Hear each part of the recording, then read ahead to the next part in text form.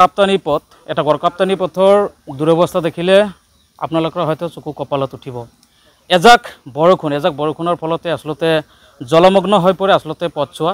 আৰু এই মুহূৰ্তত মই উপস্থিত আছোঁ গোৱালপাৰা জিলাৰ ধূপধাৰা আৰক্ষী থানাৰ অন্তৰ্গত যি পদুপাৰাৰ পৰা ধূপধাৰালৈ যোৱা যি গড়কাপ্তানি পথত মই উপস্থিত আছোঁ। আৰু এই গড়কাপ্তানি পথত যি এজাক বৰষুণ পৰিলে আচলতে জলমগ্ন হৈ পৰে। মোৰ সতীৰ্থ পোনপ্ৰথমে পৰিৱেশ দেখুৱাব। এয়া চাওক, বিদ্যালয়ৰ ছাত্ৰ ছাত্ৰীসকল অশেষ কষ্ট কৰি আচলতে যাব লগা হয়। যি পথটোত আচলতে যি পানী জমা হৈ থাকে, যাৰ ফলত আচলতে তলত বহুত ঠাইত আচলতে পানীৰ ক্ষেত্ৰত খহি পৰিছে পথখিনিত, যাৰ ফলত এতিয়া ছাত্ৰ ছাত্ৰীসকল তথা যি পথচাৰীসকল কিন্তু অহা যোৱা কৰাত যথেষ্ট অসুবিধাৰ সন্মুখীন হৈছে। আৰু কোন মুহূৰ্তত ইয়াত কেনেধৰণৰ দুৰ্ঘটনা সংঘটিত হয় আচলতে এয়া এক চিন্তনীয় বিষয় হৈ পৰিছে।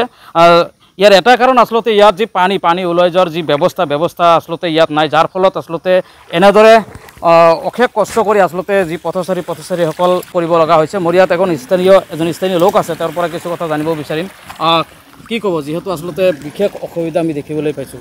হয়, এতিয়া আমাৰ মানে জমৰ যাতনাৰ দৰে হৈ গৈছে বস্তুটা। এতিয়া পানীটো বাহিৰত ওলাব নোৱাৰে। এতিয়া এজাক বৰষুণ পৰাৰ লগে লগে ইয়াত মানে 1 হাঁটুৰো ওপৰত পানী হৈ যায়। আমি বাহিৰত ওলাব নোৱাৰা অৱস্থা হৈ গৈছে। এতিয়া চৰকাৰক আহ্বান কৰোঁ, যিকোনো বিনিময়ত এইখিনি মানে পানীখিনি ওলাই দিয়াৰ যাতে ব্যৱস্থা কৰে। আৰু কিমান বছৰ হ'ল আচলতে পথছোৱা? মোটামুটি 4-5 বছৰৰ পৰা এনেকুৱা হৈ আছে। আমি জমৰ যাতনা ভুগি আছোঁ 4-5 বছৰৰ পৰা। যি পথছোৱাটো খহি গৈছে, তলত ভাঙি চিঙি একদম গাঢ়া হৈ গৈছে ৰাস্তা। এতিয়া সেইখিনিত দুৰ্ঘটনা হোৱাৰ প্ৰচুৰ সম্ভাৱনা আছে দুৰ্ঘটনা হোৱাৰ। ডাঙৰ গাঢ়া হৈ গৈছে তলত। এতিয়া ছাত্ৰ ছাত্ৰীসকল কেনেদৰে বিদ্যালয়লৈ যাব লগা? ছাত্ৰ ছাত্ৰীসকল এতিয়া মানে আৰু কি ক'ম, এইগিলা কৈ লাভেই নাই। বিৰাট অসুবিধাতে যাই আছে, কাপোৰ কানি জিকি টিকি যাই আছে এনেকৈ। দুচকীয়া বাহনসমূহ লৈ অহাটো অসুবিধা দুৰ্ঘটনা সংঘটিত একো গেৰাণ্টি নাই। চৰকাৰ তথা গড়কাপ্তানি বিভাগক কি আহ্বান জনাব? মই আহ্বান জনাম চৰকাৰক যাতে ইয়াৰ মানে কিবা এটা বিহিত ব্যৱস্থা লৈ যাতে আমাৰ ৰাইজক সুবিধা কৰি দিয়ে আৰু এই পানীখিনি ওলাই দিয়াৰ কাৰণে। ইয়াৰ কাৰণে কি আচলতে ইয়াত কোনো নলা নৰ্দমা নথকাৰ কাৰণে আচলতে এনেদৰে হৈ আছে? নলা নৰ্দমা নথকাৰ কাৰণেও হয় এটা কাৰণ। 2 নম্বৰত পানীখিনি ওলাই যাৱাৰ আমাৰ কোনো সুবিধা নাই। এই পানীখিনি যদি ওলাই কিবা কেপাচিটি কৰি দিব পাৰে তেতিয়াহ'লে ৰাস্তাখিনি ভালে থাকিব। মোটামুটি 4-5 বছৰৰ পৰা এনেকুৱাই হৈ আছে আমাৰ। এজাক বৰষুণ পৰিলে আৰু আমি যাব নোৱাৰোঁ। ৰোগীসকলক লৈ যোৱাটো ভীষণ অসুবিধা হৈ আছে। হয়, আমাৰ ইয়াত আৰু এগৰাকী স্থানীয় লোক আছে, তেওঁৰ পৰা কিছু কথা জানিব বিচাৰিম।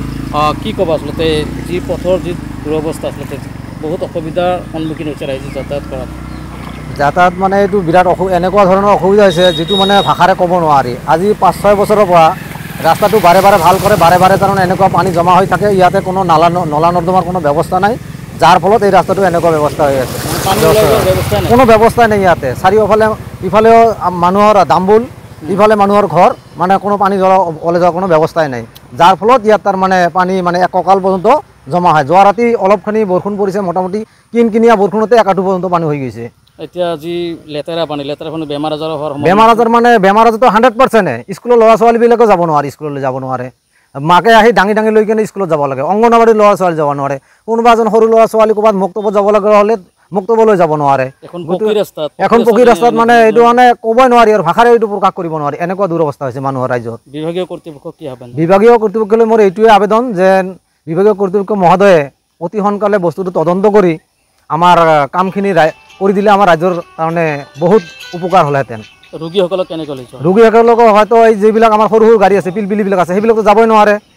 এই কাৰণে যাব নোৱাৰে, তাৰমানে 1 হাঁটু কৰি পানী, তাৰ ফলত তেওঁলোকে নাযায়। তাৰমানে কি হয়, তেওঁলোকৰ বেটাৰীবিলাক নষ্ট হৈ যায়, যাৰ ফলত তেওঁলোকে নাযায়। গতিকে মানুহে দাঙি লৈ যাব লগা হয় কেতিয়াবা। পূৰ্ণ সম্ভাৱনা গাঢ়া হৈ গৈছে, 1 হাঁটু পৰ্যন্ত গাঢ়া হৈছে ইয়াতে। পানীৰ তলত কোনোবা দেখা নাপায় ইয়াতে। আৰু পানীবিলাক একেবাৰে ঘোলা পানী, এনি টাইম গাড়ী মটৰ অহা যোৱা কৰি থাকে। মানে 5 মিনিটৰ মূৰে 10 মিনিটৰ মূৰে 5 ছেকেণ্ডৰ মূৰে গাড়ী অহা যোৱা কৰি থাকে। মানুহবিলাক কেনেকৈ আপডাউন কৰিব? ব্যস্ত একেবাৰে। এই পথটো আপোনাৰ একেবাৰে পদুপাৰাৰ পৰা ইফালে হেকৰা টোল, ইফালে ধূপধাৰালৈ যাব পাৰি। এই পথেৰে যোৱা হয়। নিশ্চয়কৈ ক'ব লাগিব, যি আচলতে গোৱালপাৰা জিলা, মই আৰু এবাৰ কৈছোঁ, গোৱালপাৰা জিলাৰ ধূপধাৰা আৰক্ষী থানাৰ অন্তৰ্গত যি পদুপাৰাৰ পৰা যি ধূপধাৰালৈ যোৱা যি গড়কাপ্তানি পথত আচলতে এনেদৰে পানী জমা হৈ আছে, যাৰ ফলত কিন্তু প্ৰচুৰ পৰিমাণে আচলতে ইয়াত দুৰ্ঘটনা সংঘটিত হোৱাৰ কথা ইতিমধ্যে স্থানীয় লোকসকলে প্ৰকাশ কৰিছে। তেওঁলোকে আচলতে চৰকাৰ তথা বিভাগীয় কৰ্তৃপক্ষক আহ্বান জনাইছে যাতে এই পথছোৱা অতি সোনকালে আচলতে যি পানীখিনি ওলাই যোৱাৰ ব্যৱস্থা কৰি দিয়ে আৰু ৰাইজক যাতে অহা যোৱা কৰাৰ সুচল ব্যৱস্থা কৰি দিয়ে।